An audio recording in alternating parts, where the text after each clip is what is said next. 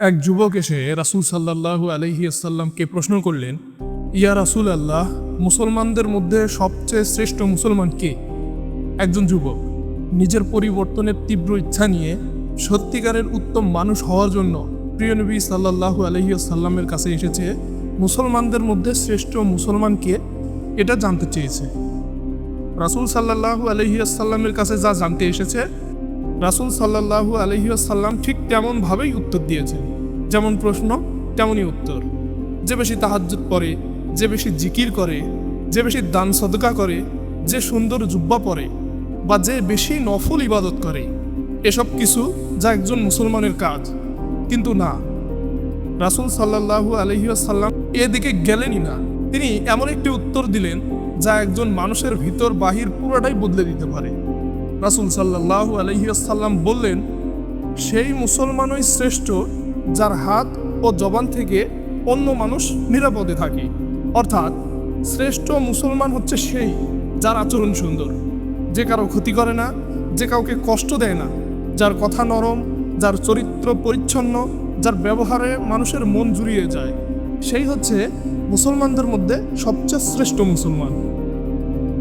ইসলাম শুধু আচার অনুষ্ঠান বা ব্যক্তিগত ইবাদতের সমষ্টি নয়, এটি একটি পরিপূর্ণ জীবন বিধান। একজন মানুষের ব্যক্তিগত ইবাদত বা আমল যেমন গুরুত্বপূর্ণ, ঠিক সমাজ ও মানুষের সাথে তার ব্যবহার বা আখলাক সমান গুরুত্বপূর্ণ। আল্লাহ তাআলা তার রাসূল সাল্লাল্লাহু আলাইহি আসাল্লামকে উত্তম চরিত্রের সর্বোচ্চ মডেল রূপে পরিণত করেছেন। কুরআনে সরাসরি আল্লাহ তাআলা ইরশাদ করেছেন, আর নিশ্চয়ই আপনি মহান চরিত্রের অধিকারী।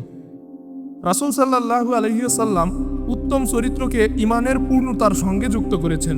তিনি বলেছেন, মুমিনদের মধ্যে সেই ব্যক্তি ঈমানের দিক দিয়ে অধিক পূর্ণাঙ্গ যার চরিত্র উত্তম, আর তোমাদের মধ্যে সেই ব্যক্তিই উত্তম যে তার স্ত্রীর কাছে উত্তম।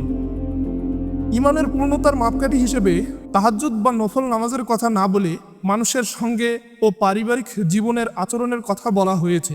কারণ তাহাজ্জুদ হলো আল্লাহ ও বান্দার সম্পর্ক, আর উত্তম চরিত্র হলো বান্দা ও বান্দার সম্পর্কের ভিত্তি।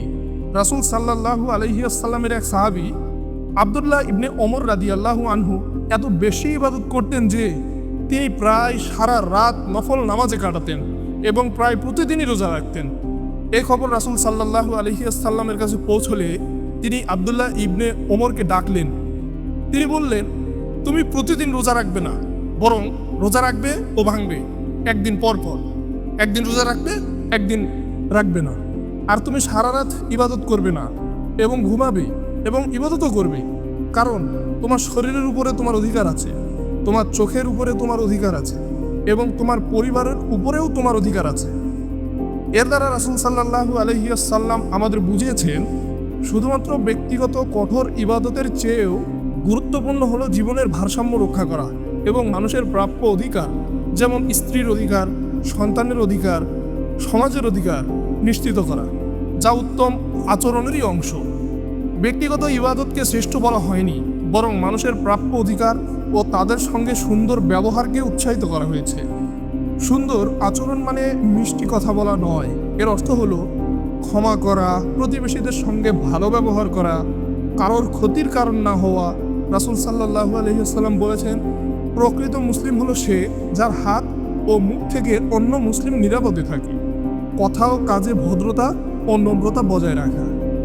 আপনার তাহাজ্জুদ বা দানের মতো আমলগুলো আপনার ও আপনার ভেতরের সম্পর্ক, কিন্তু আপনার চরিত্রই প্রমাণ করবে যে আপনার সেই ইবাদতগুলো কতটা খাঁটি ও কার্যকর হয়েছে। রাসূল সাল্লাল্লাহু আলাইহি ওয়াসাল্লাম আমাদের শিখিয়েছেন, জান্নাতের পথ কেবল নামাজের কাতারেই শুরু নয়, বরং মানুষের সাথে আপনার প্রতিটি আচরণেও শুরু হয়। তাই আসুন তাহাজ্জুদের পাশাপাশি আমাদের আচরণকে সুন্দর করি, কারণ আমাদের আচরণই আমাদের ঈমানের শ্রেষ্ঠতম সার্টিফিকেট। প্রিয় মুসলিম ভাই ও বোনেরা, এই যুবকের মতো আমরাও যদি সত্যি শ্রেষ্ঠ মুসলমান হতে চাই, তাহলে প্রথম কাজ হবে নিজের আচরণ ঠিক করা, আমাদের জবান নরম করা, আমাদের হাতে কাউকে কষ্ট না দেয়া, মানুষের জন্য সহজ হওয়া।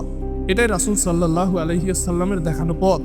আপনি যদি আপনার আচরণ সুন্দর করতে পারেন, তাহলে আপনি শুধু মানুষকেই খুশি করবেন না, বরং আপনার এই চরিত্র আল্লাহর কাছেও আপনাকে শ্রেষ্ঠ বানাবে।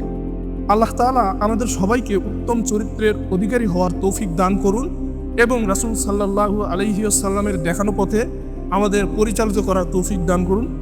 আমিন।